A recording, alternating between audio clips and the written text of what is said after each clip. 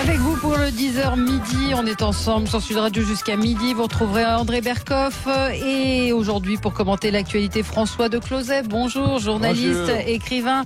Romain Collas, secrétaire national du PS et maire de Boussy-Saint-Antoine. Bonjour Valérie. Michel Taube, fondateur du site d'information Opinion Internationale, fondateur d'Ensemble contre la peine de mort. Bonjour, et nous attendons Greg Tabibian, qui est créateur de la chaîne YouTube Je suis pas content TV. Il ne devrait pas tarder à arriver. Il doit être un petit peu coincé dans les embouteillages. Coupure d'électricité, pas de trêve à Noël. Les Français, pour certains d'entre eux, fatigués, épuisés. Qu'en pensez-vous? 0826 300 300. Comment sortir de l'impasse? Est-ce qu'une sortie de grève vous semble possible? Et puis on pourra parler un petit peu de Noël et des jouets non genrés, ou des jouets genrés, c'est-à-dire offrir des poupées à des garçons. Qu'en pensez-vous? 0826 300 300. On commence avec vos coups de cœur et vos coups de gueule. Romain, on va commencer avec vous. Je vais pousser un coup de cœur, moi, Oui. parce que j'étais hier, comme beaucoup de Françaises et de Français, dans la rue, protestant contre la réforme proposée aujourd'hui par le gouvernement de notre système de retraite, avec mes camarades du Parti Socialiste, aux côtés des forces syndicales.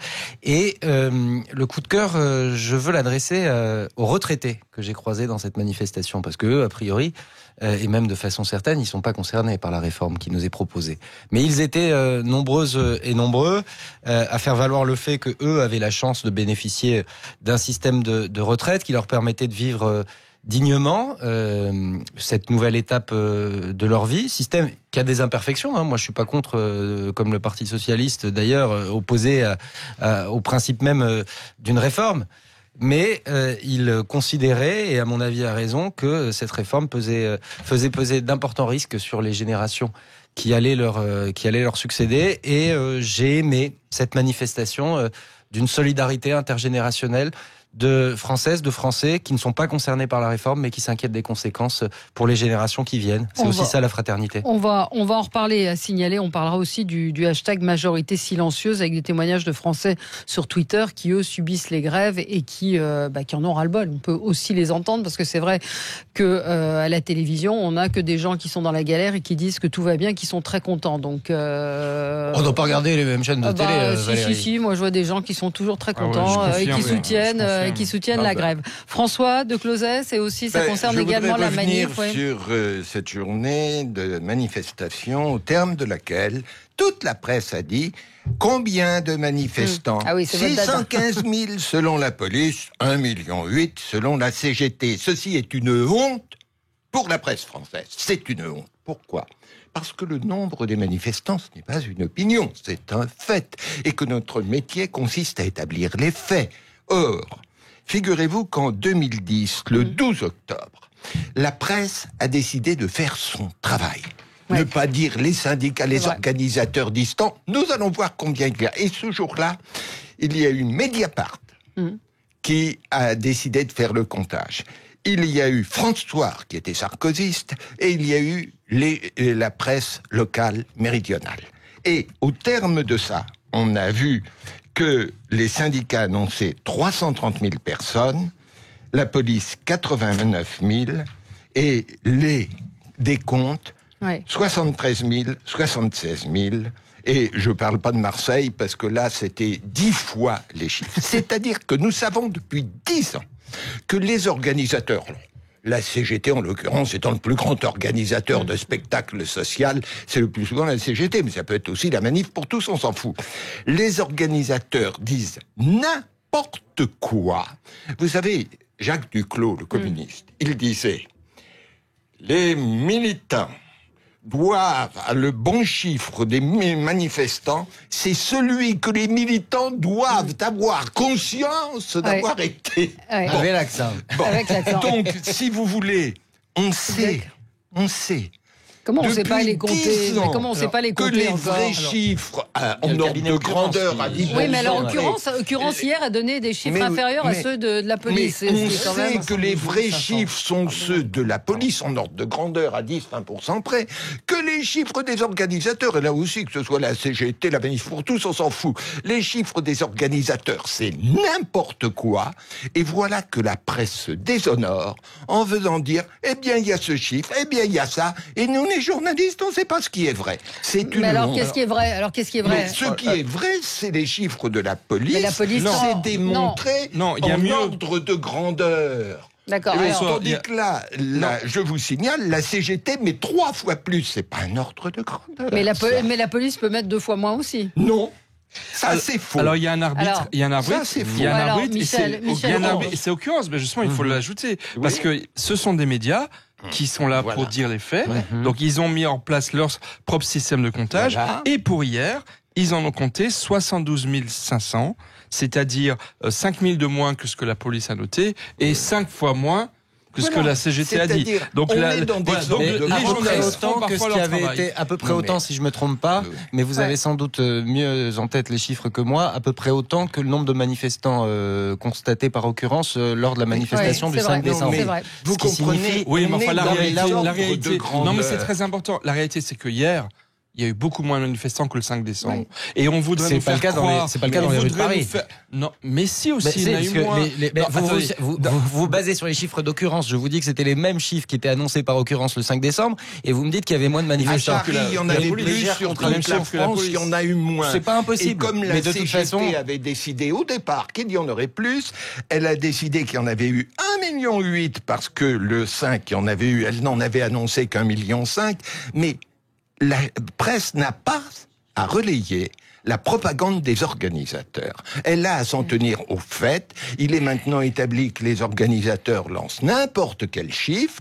Et le cabinet occurrence En l'occurrence, là, Non, mais on va les- lui faire confiance. Ouais, Ils font un bon boulot. mais vous comprenez, c'est des ordres de grandeur. Bien sûr qu'on peut pas, à l'unité près, Allez. dire Bien sûr. quel est le nombre. Mais quand c'est 3 fois plus ou 2 fois plus, on 5 doit fois plus. 5 ignorer, fois plus. ça devient des fake news. 5 fois plus. Et on doit les ignorer, c'est une question de dignité pour la presse. Alors Christine vous répond, Romain Colas, en disant « Je peux vous démentir que si nous, les retraités, sommes dans la rue, et j'ai perdu le tweet parce que ça réagit beaucoup, c'est parce qu'ils protestent contre leur retraite de misère, la retraite de misère avec laquelle ils vivent aujourd'hui. » Mais il y en a aussi, Oui. oui, effectivement, qui vivent avec une retraite de misère. D'ailleurs, la situation de ces personnes s'est pas améliorée depuis 2 ans et demi du fait des décisions du gouvernement. Et c'est ça avec aussi. moins Et que c'est 1000 ça. euros, Et c'est et ça. avec moins que Et c'est 1000 ça. euros Et c'est minimum faux. promis par le gouvernement. C'est dans les la grosses réforme. retraites À qui ont l'origine- été alors- touchées, pas les petites, s'il Non, vous plaît. non, Ne pas mentez à pas. l'origine. Vous savez bien qu'il y a eu des mesures de correction Non. qui ont été apportées. Si, des mesures de correction qui ont été apportées par le gouvernement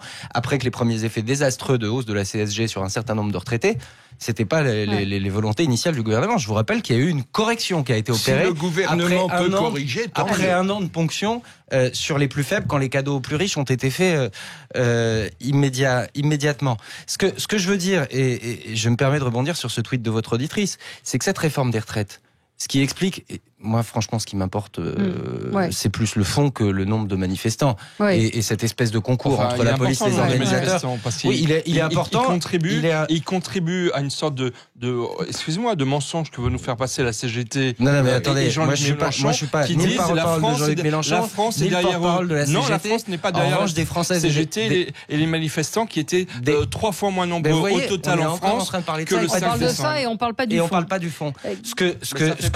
Ce qui contribue à faire en sorte, et là pour le coup ce sont les études d'opinion qui le montrent, il demeure un soutien à ce mouvement, même si évidemment une certaine lassitude va commencer à se faire sentir par celles et ceux qui en subissent les conséquences. Et moi je suis grand banlieusard, donc celles et ceux qui subissent les conséquences de la grève dans les transports notamment, je les côtoie tous les jours. Et je leur exprime d'ailleurs mon soutien. Mais s'il y a encore une adhésion dans l'opinion au mouvement qui est porté notamment par les organisations syndicales, c'est précisément parce que cette réforme des retraites, on est dans le grand flou par Pas ailleurs, juste, parce que les ministres, les députés sont pas capables de vous expliquer quelles seront ses conséquences. Mais elle s'inscrit dans un contexte d'une politique conduite depuis 2 ans et demi qui est frappée du sceau de l'injustice. Et d'une forme d'efficacité d'ailleurs, parce que j'ai pas le sentiment que la France, du point de vue économique, ni d'ailleurs de la maîtrise budgétaire, s'en sortent mieux que les autres.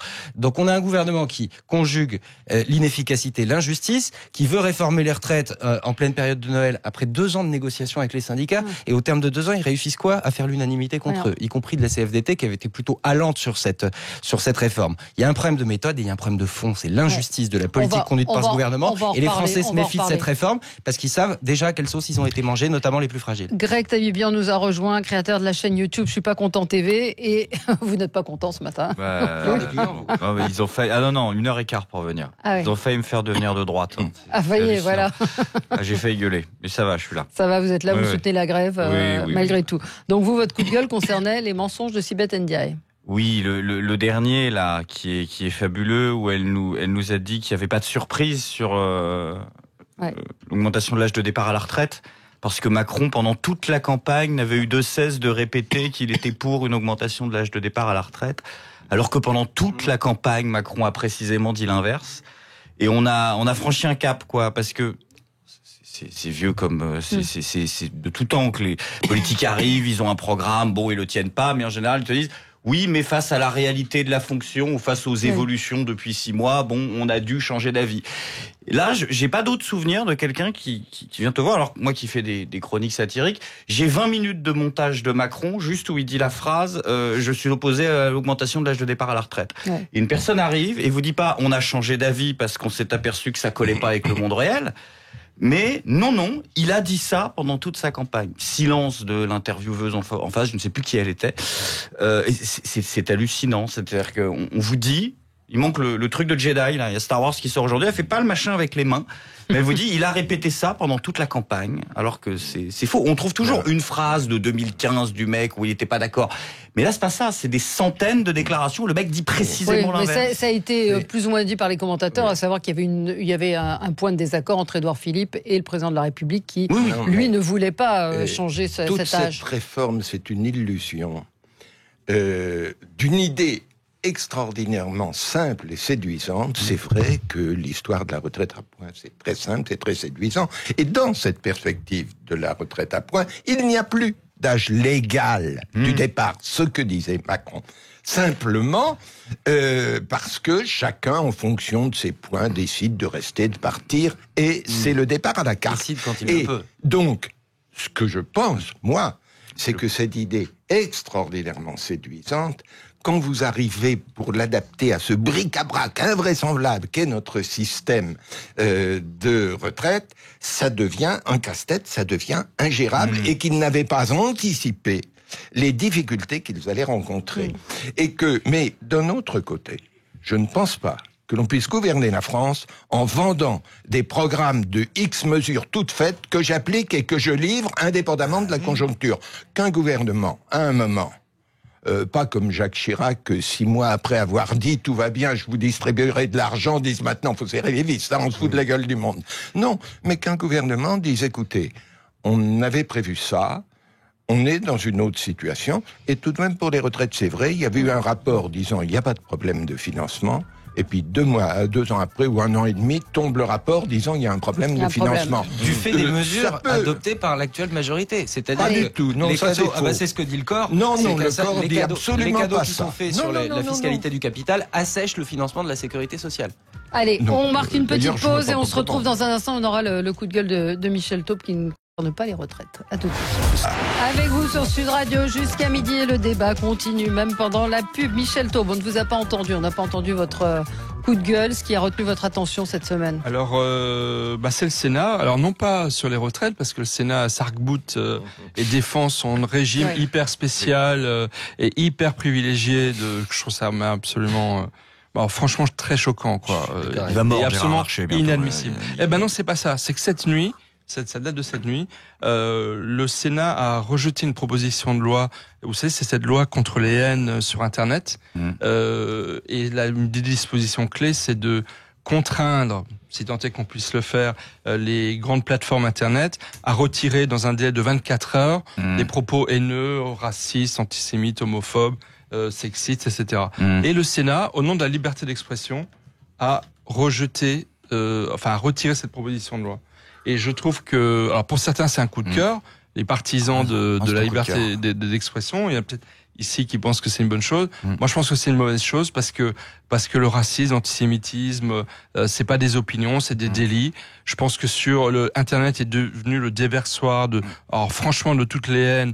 Dès que l'un d'entre nous s'exprime, il se fait attaquer sur Twitter avec des choses, mais vraiment ignobles, indignes, contre le corps, enfin, c'est aussi du n'importe quoi sur Internet. Et donc, il faut un petit peu de limite, il faut un peu encadrer les choses. Et je comprends pas que les sénateurs n'aillent pas dans le sens de ce projet de loi. Les grandes plateformes, Google, Facebook et les autres, doivent bien se frotter les mains de voir nos sénateurs soutenir leur. Ça va repasser à l'Assemblée, non? Il y a bien des sûr, chances que mais ça quand même, repasse, moi je trouve ça quand même très choquant. Si je peux me permettre, j'ai entendu, je n'ai pas vraiment réfléchi, j'ai pas vraiment d'opinion, mais j'ai entendu ce matin Larcher disant, mais attendez, c'est pas à Google et aux GAFAM de décider ce qu'il faut censurer dans ce qui se dit en France. Mais qu'est-ce qu'on est en train de faire? On est en train de se dépouiller de notre capacité de contrôler ce qui se dit et de le donner à des instances internationales, même pas politiques. Qu'est-ce que ça veut dire? Moi, j'en sais rien. J'ai entendu Larcher. Ouais, mon idée, dans mon magazine Opinion Internationale, on avait lancé un appel là-dessus. Mon idée est toute simple. Dans un journal papier, comme Le Figaro, Le Parisien ou autre, l'éditeur et l'imprimeur, d'ailleurs, sont responsables de ce qu'ils publient. Ils sont responsables. Ils ont une responsabilité de choisir ce qu'ils publient ou non. Et ben, pour moi, Facebook, c'est exactement la même chose. Facebook est responsable, in fine, de ce qu'il publie. C'est pas sa parole, mais il héberge, il accueille, il donne à voir des propos, et lorsque ceux-ci sont pas bons, il en est aussi responsable. Comme un imprimeur, d'ailleurs, dans la loi sur la liberté de la presse. Alors, Greg Tabibian, vous n'êtes pas d'accord? En fait, je ne sais pas pourquoi ils ne l'ont pas voté, mais vous avez vous-même donné l'élément de réponse, si je peux me permettre. La liberté d'expression? Non, ce n'est pas applicable. C'est pas applicable. Non, ce n'est pas applicable. De plus en plus mon employeur, c'est Google depuis 5 ans. Ils ont qu'à embaucher. Je suis en plein dedans. Ils ont qu'à embaucher des milliers de modérateurs, c'est tout. Ils peuvent pas. Ils peuvent pas. Vous savez, le nombre d'heures de contenu qui sont postés hebdomadairement ou journalièrement sur YouTube, ils gagneront moins. On est au milliard au mois, c'est pas possible en fait. Alors, je vais vous dire ce que ça. La succession de lois sur le contrôle de la liberté sur Internet, enfin la lutte contre les propos problématiques, etc. Parlez bien dans le micro, Greg, on vous entend pas. Moi, mon salaire a été divisé par 6 en 5 ans. Donc j'ai changé de méthode de financement. Ce qui se passe, c'est qu'ils ne peuvent pas. Donc en fait, ils vont utiliser des robots et des bots qui vont à la place et qui ne comprennent pas le second degré. Je suis humoriste et qui vont interdire des sujets, littéralement. Ce qui se passe sur Facebook quand il y a une photo un tableau avec qui représente une femme nue, ça. Oui, il y a un mot qu'il ne comprend pas. Et vous pouvez faire la même pige. J'ai fait une pige sur Zemmour, je l'ai mis 2 fois en ligne, une fois acceptée, une fois interdite. Ça n'a pas de sens. Donc techniquement, c'est compliqué. Et ce n'est pas à Google ni à qui que ce soit. Vous sanctionnez réellement les gens qui commettent ce genre d'infraction d'incitation à la haine. C'est effectivement extrêmement compliqué. Il n'en demeure pas moins que le problème qu'évoquait Michel Taube existe. Et que aujourd'hui, on peut très facilement, sur Twitter, sur Facebook, sur d'autres réseaux sociaux, je pense à Snapchat notamment pour les plus jeunes, diffuser des messages de haine, diffuser des messages violents. Moi, j'ai vu passer une vidéo d'ado qui tabassait une gamine il y a encore quelques jours. Ça m'a été montré, donc on a saisi d'ailleurs le procureur et la police à ce sujet. C'est très difficilement applicable, mais le fait est qu'il y a un sentiment de très grande impunité pour toutes celles et tous ceux qui veulent commettre des délits, parce que le racisme, l'antisémitisme, l'appel à la haine, ce ne sont pas des opinions, ce sont des délits, et qu'aujourd'hui existe une impunité. Et donc si ce n'est pas par des moyens techniques confiés à des GAFAM qu'on peut lutter effectivement contre cela, il faut que la machine policière et judiciaire se dote d'outils qui permettent que des condamnations soient rendues au nom de la loi. Et que Google et Facebook et compagnie soient solidairement responsables des condamnations. Ce n'est pas à eux de décider ce qui doit se dire ou pas, mais s'il se dit des choses qui sont condamnables, ils sont solidaires. Il y a un pays qui a beaucoup progressé en la matière, c'est l'Allemagne, qui les premiers, il y a déjà maintenant 1 an et demi, ont adopté une loi dite liberticide, mais qui en fait est une loi de protection de l'intérêt général, protection de nos enfants, protection des mœurs, enfin voilà. Et ça marche plutôt bien en Allemagne, avec évidemment une très forte responsabilisation pénale et notamment par le porte-monnaie, avec des condamnations très très lourdes lorsqu'il laisse trop longtemps des vidéos ou des propos haineux en ligne, et il en faut aussi, sinon... Le problème, c'est que le délai de 24 heures, il est grotesque, mais la somme demandée qui monte à 50 millions d'euros. S'ils doivent embaucher 20 000 personnes... S'ils doivent embaucher 20 000 personnes et en plus les renouveler tous les 6 mois, parce que les boulots de modérateurs, c'est horrible le boulot qu'ils ont à faire, et ben c'est une question d'intérêt général. Les critères sont pas définissables. Et donc, mais je suis d'accord que Facebook n'a pas d'humour. Je suis d'accord que Facebook n'a pas d'humour. Non mais il n'y a pas de définition juridique de la haine, de l'antisémitisme, de l'homophobie. Mais à partir de ce moment-là, c'est un délit. Donc un délit, vous portez plainte et ils sont condamnés pour ces propos. On m'a fait signer un papier pour dire que je m'engageais à pas tenir de propos. Mais ça va mettre des mois. Quelle est la définition juridique de la haine? C'est quoi la haine? Barbara voulait réagir. Bonjour Barbara. Oui, bonjour Valérie, merci beaucoup. Alors écoutez, moi je suis extrêmement perplexe parce que je crois que ce qui peut sauver et maintenir la démocratie, c'est la liberté d'expression. Alors oui, on entend des propos homophobes. Moi je peux vous dire à titre personnel en tant que citoyenne, et j'en connais d'autres comme moi, si quelqu'un se permet de critiquer un homosexuel ou d'avoir un propos, mais je n'ai pas besoin d'une loi pour le remettre à sa place. Si quelqu'un dit un mot contre les juifs, mais je suis la première à me pour défendre les juifs, et je ne suis pas la seule. Et c'est ainsi qu'il faut avancer, en donnant toujours plus de liberté d'expression. Ah, on vous entend. Mais vous dites quoi? Qu'il faut que chacun réagisse, c'est ça? Il faut que chacun réagisse au nom de la liberté d'expression et de la vraie démocratie.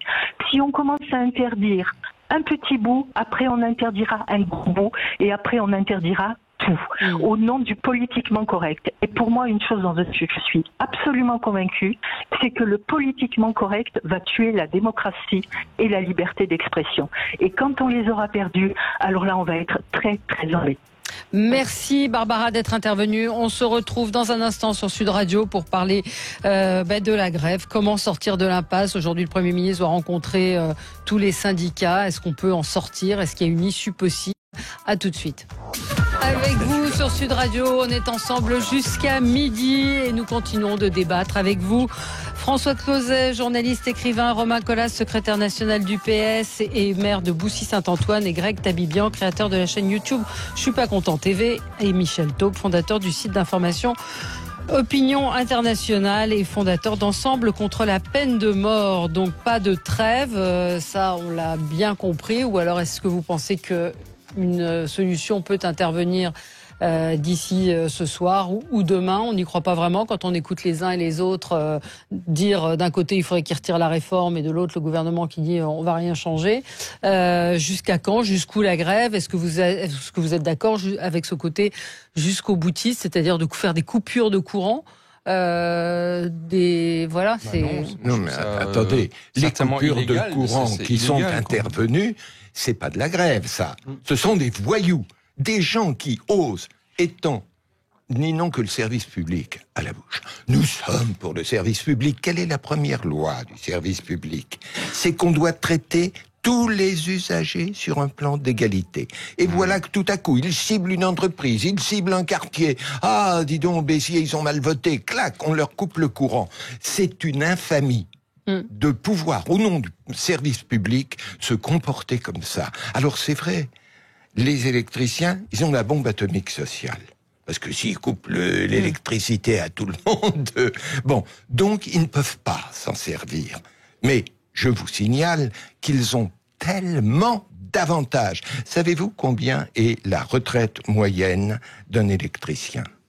C'est 3500, moyenne, 3500 € par mois. Et je vous signale que vous la payez, vous ne le savez même pas.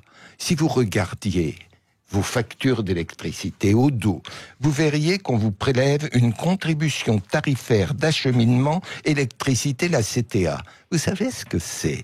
C'est un mensonge d'État. Il s'agit de votre contribution pour financer les privilèges de retraite des agents de l'EDF. Voilà la vérité, on n'a pas osé le dire, on a fait un mensonge d'État. Alors que des gens qui ont cette situation avantagée, en plus, on vienne à détourner le service public pour dire nous priverons d'électricité, ce qui est une agression, c'est pas une prise d'otage, c'est une agression de vous couper l'électricité. Ça, Je trouve ça indigne, mais je pense que ça va beaucoup se développer dans les jours qui viennent. Et ça va se développer, puisque de toute façon, il n'y a pas de dimension de légalité ou d'illégalité. Ce mouvement, c'est le deuxième round des Gilets jaunes. Et puis il y aura un troisième round où ça s'appellera autrement, et puis un quatrième où ça s'appellera autrement. C'est le même mouvement qui dure depuis maintenant 2 ans et 1 an et demi, et qui ne s'arrêtera pas.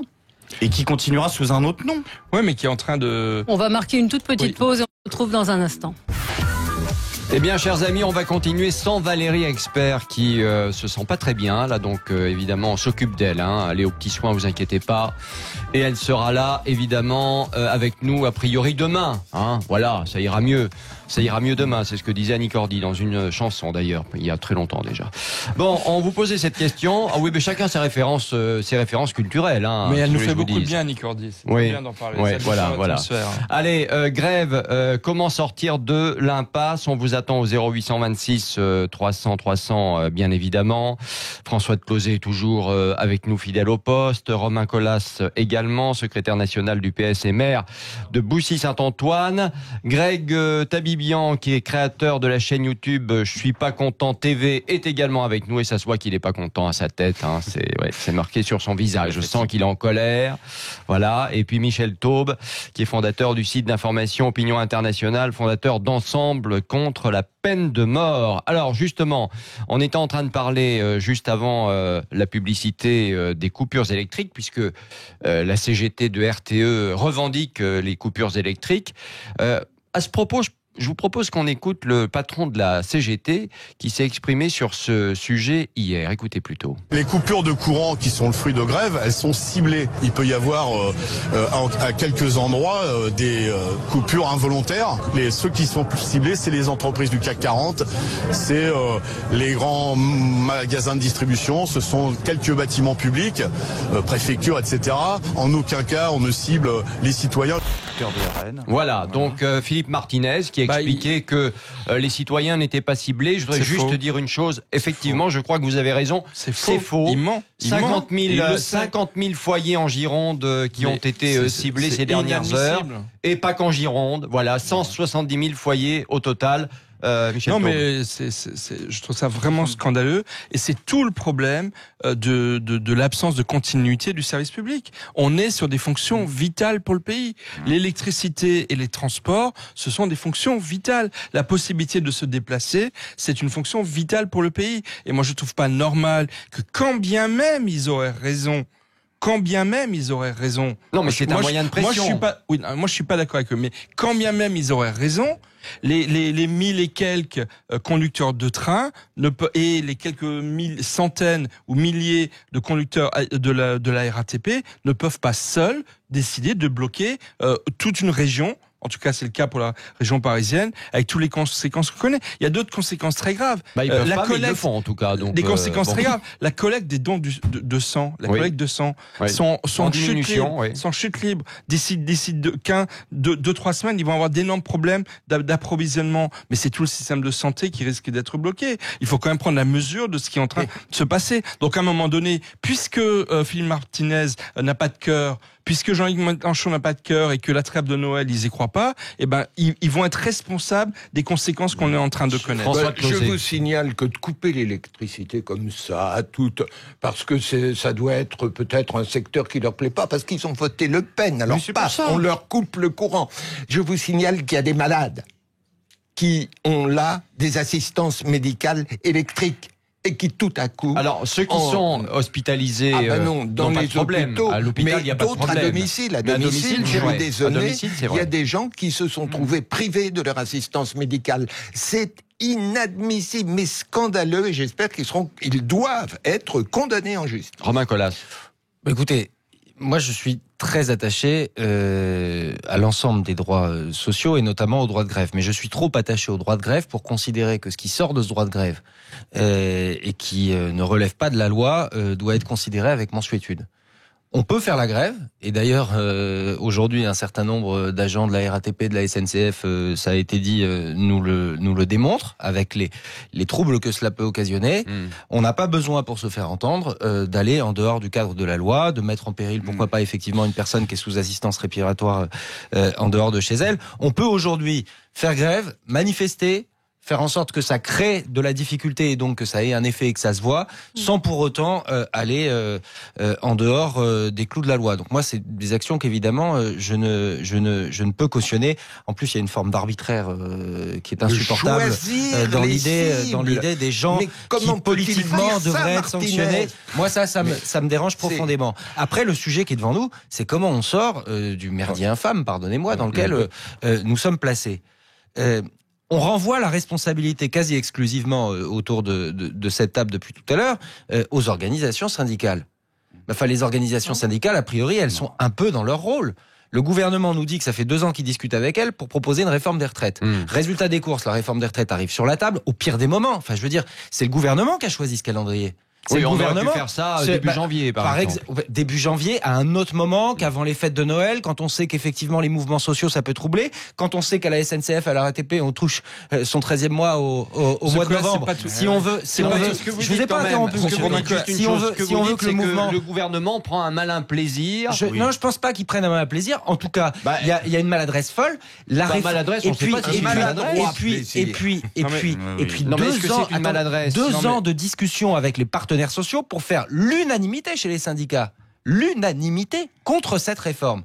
Amateurisme, injustice de la réforme. Et je pense que si on veut une trêve de Noël, moi j'aimerais effectivement que les Françaises et les Français puissent avoir un peu de répit. C'est pas à moi de dire aux organisations syndicales ce qu'elles doivent faire. Il faut que le gouvernement fasse lui-même une pause une envie dans du son président calendrier de la République d'aller se battre un peu, quoi. Il aime ça, le fight. Je pense. Il aime ça, le fight. La responsabilité de celui qui préside la République, c'est de l'apaiser, pas de la mettre en tension. Oui, enfin bon, depuis 1 an et demi, la tension, on la connaît quand même. Moi, j'aimerais dire une chose à Romain Colas. Je crois que vous avez raison, à ceci près, que c'est le 23 septembre que les syndicats avaient annoncé qu'ils lanceraient un grand mouvement de grève le 5 décembre. Donc c'est pas avant qu'on connaisse, qu'on connaisse le calendrier de la réforme. La réforme était annoncée plutôt pour l'après-municipal, et c'est lorsqu'ils ont vu monter en puissance le mouvement de grève qu'ils ont décidé d'accélérer le mouvement. Mais c'est pas le gouvernement qui a décidé au départ que à 15 jours de Noël, il plierait le débat et qu'il sortirait son projet de loi. C'est finalement les syndicats qui l'ont acculé à accélérer, mais c'est pas lui qui au départ a voulu faire de l'avant-Noël le moment de vérité. Pourquoi de les syndicats son projet. Et d'abord, entre septembre et décembre, le gouvernement avait 3 mois s'il voulait pour apaiser les tensions et puis clarifier son jeu. Le problème, c'est que pourquoi les organisations syndicales annoncent dès septembre un mouvement le 5 décembre ? C'est parce qu'elles sentent bien qu'elles se font balader. Ça fait 2 ans qu'il y a des discussions, que rien n'est sur la table et que les questions auxquelles elles demandent des réponses ne trouvent pas ces réponses. Moi, je pense qu'ils auraient dû faire la réforme dans les 100 jours de l'arrivée de Macron. C'est l'exemple type de la façon dont on ne doit pas faire une réforme dans notre pays. Voilà. Allez, on va prendre Diane qui est au téléphone avec nous au 0826 300 300 et après je donnerai la parole à Greg. Diane, bonjour. Bonjour tout le monde. Merci d'être avec nous. Merci beaucoup d'être avec nous sur Sud Radio, Diane. Qu'est-ce que vous pensez, vous, de ces... Allez, de ce que fait la CGT en ce moment du côté d'RTE, c'est-à-dire ces coupures d'électricité pour protester contre la réforme des retraites? C'est inadmissible. Moi, je trouve que c'est inadmissible. C'est même pas justifié. Je trouve ça justifié pour au nom de la retraite de mettre des gens dans des situations dramatiques. Par contre, moi je suis pour et contre cette grève. Et je pense que beaucoup de Français, on a un pied dedans, un pied dehors. C'est-à-dire qu'on ne la veut pas, cette retraite. Elle a pas été bien ficelée. Elle n'a pas été bien gérée. Elle n'a pas été. Elle est pas du tout. Ils ont mis 2 ans de travail, je sais pas ce qu'ils ont fait comme travail. On devrait, nous, dans notre travail, on aurait fait ce qu'ils ont fait, mais on n'aurait pas mérité notre paye. Ils l'ont pas bien fait. Il y a des lacunes, il y a des non-dits, il y a plein de choses. Ils savent même pas la vendre, cette retraite. Ils l'ont même pas su, parce qu'ils savent pas ce qu'ils mettent dedans. Donc oui, la grève est justifiée, mais pas à ce point-là. Pas à ce point-là. Mais tiens, Diane, est-ce que vous avez compris quelque chose, vous, à cette retraite par points? Parce que, quand même, c'est la première question qu'il faudrait se poser. Mais moi, la question que je pose, c'est on sait combien de trimestres il nous faut arriver à 62 ans et demi. On sait combien de trimestres il nous faut. Actuellement, combien de points réels il nous faut. Ils sont incapables de nous le dire. Et la machine qui doit nous le donner, elle devait être faite en fin décembre. Et ils vont nous la donner en 2020. Parce qu'ils ont mis 2 ans et encore, ils l'ont même pas. Et en 2020. Donc, on ne sait même pas en quelle sauce on va se manger. Il y aura un premier simulateur dans la journée, normalement, mais bon, qui va être très complexe dans la mesure où on pourra s'identifier à une quinzaine de cas, donc c'est pas sûr que tout le monde s'y retrouve déjà pour commencer. Et effectivement, ensuite, on devrait avoir un simulateur qui serait à peu près potable en 2020. Il existe aujourd'hui déjà d'ailleurs des simulateurs pour le système actuel qui sont très intéressants. Moi, je suis allé voir, c'est très intéressant. Mais le problème, c'est que on peut pas savoir ce qui peut se passer quand on a 40 ans, qu'on a encore 25 ans à travailler. Il peut y avoir des accidents, des accidents de travail, si je puis dire, et on ne sait pas à quelle sauce on sera mangé tout au long de sa carrière. Donc c'est difficile d'avoir un chiffre précis sur ce que l'on gagnera, bien évidemment, à la fin. Je voulais vous dire que le président de la République s'est exprimé parce que, vous le savez, il y a un conseil des ministres en ce moment même, et donc il a indiqué que il ne voulait pas dénaturer le projet actuel. Donc déjà, les mots ont un sens. Ne pas dénaturer le projet actuel, mais l'améliorer le cas échéant. Voilà. Alors Greg, je sais pas ce que vous pensez de ça, mais en tout cas, ne pas dénaturer, ça veut dire qu'il reste sur sa position. Clairement, faut pas s'attendre à des miracles. Sur les points, oui, l'âge pivot, c'est le truc qui... Mais même sur l'âge pivot, rien n'est clair. L'âge pivot, il le fera sauter. Si jamais... Est-ce qu'on en est bien sûr de ça? Si jamais ça gueule, il va faire focaliser... Est-ce qu'on en est bien sûr? Est-ce qu'on en est bien sûr de ça? Eh ben, je pense que vous avez raison, on n'en est pas sûr du tout, parce qu'en fait, ce que veut la CFDT, derrière, faut quand même dire pourquoi ils sont contre l'âge pivot. Ils sont contre l'âge pivot parce que ce que veut la CFDT, c'est augmenter les cotisations sociales et patronales pour financer la retraite. Et ça, le gouvernement n'en veut pas. Le MEDEF n'en veut pas. Et c'est pas une injure de ne pas en vouloir. Parce que, effectivement, c'est une question de choix de société. Et moi, c'est autre chose que je veux dire. C'est que on est en train d'assister à la naissance d'un gouvernement des syndicats.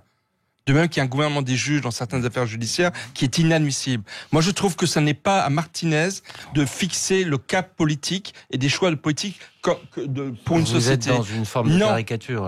Non, pas du tout. Parce que dans le bras de fer... Quand on voit la façon dont ont été traités les syndicats depuis le début du quinquennat, on peut pas dire que ce soit eux qui gouvernent.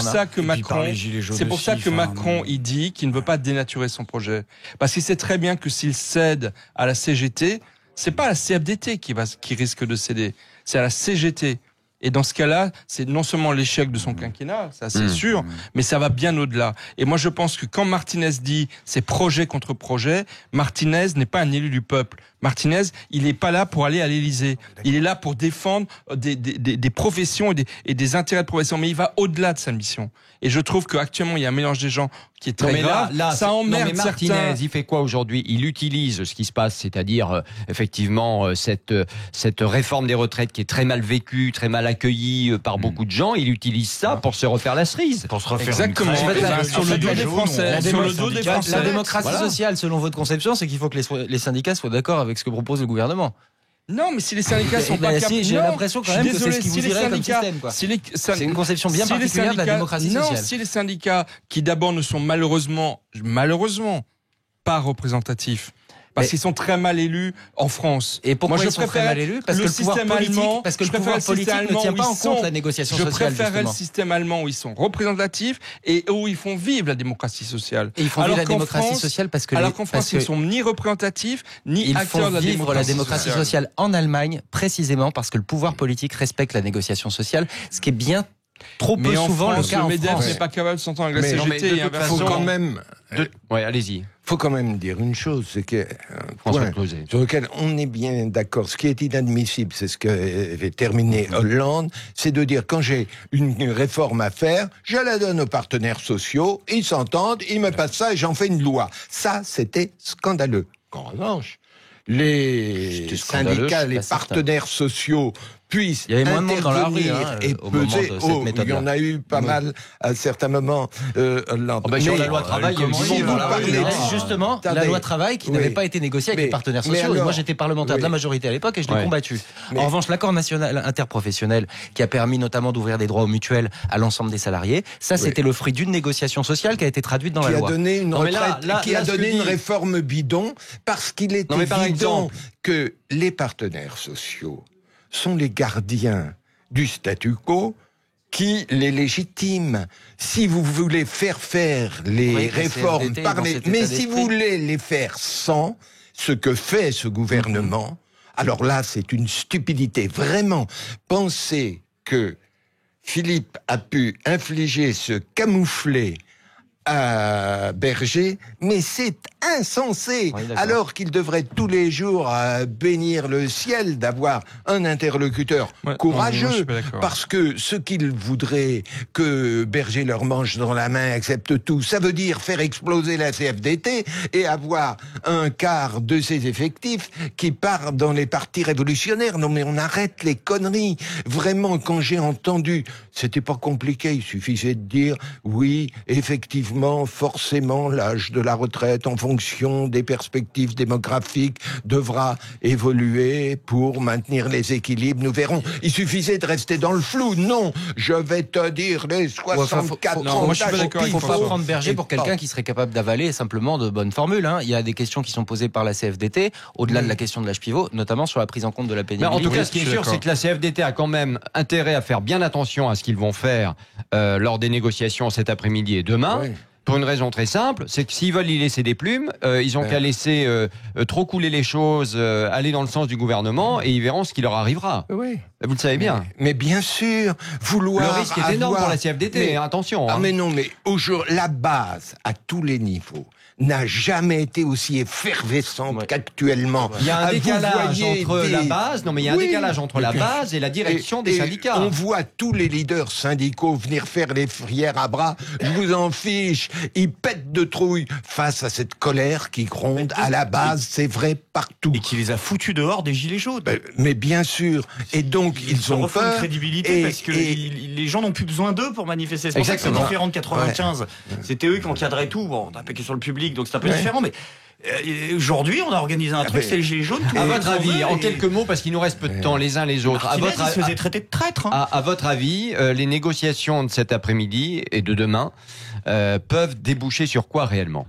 À mon avis, ça va pas changer grand-chose parce que ce n'est pas de la CFDT et de l'UNSA que dépend de la continuation de la grève ou pas.